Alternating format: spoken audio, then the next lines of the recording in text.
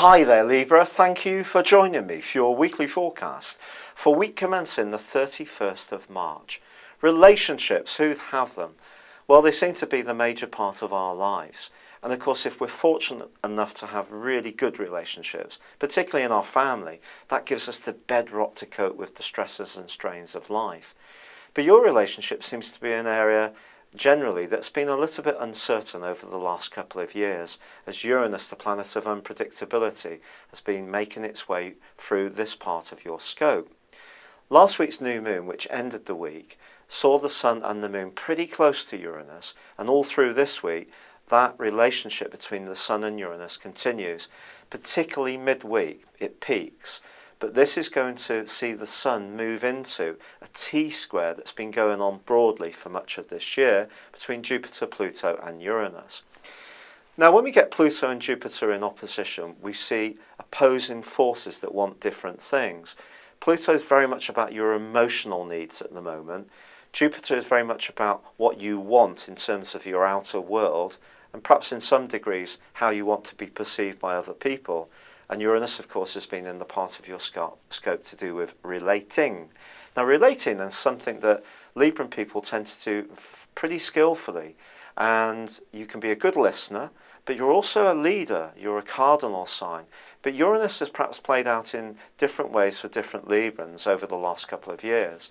Some people may have decided to really strut their stuff in a much more individual way and be much less worried about the ramifications that's had on other people. Vladimir Putin would be a good example of that.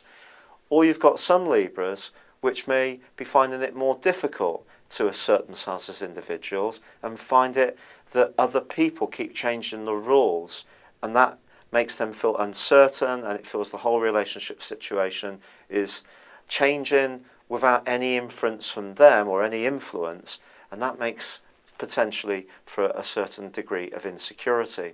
And that could peak this week, but equally you may find yourself swapping sides between this dynamic, wanting to break free of something that demands too much of you, or get together with somebody who seems to give you exactly what you want. But the moves can be quite sudden and jerky, so we must expect a certain amount of tension and some ramification from any moves that are made.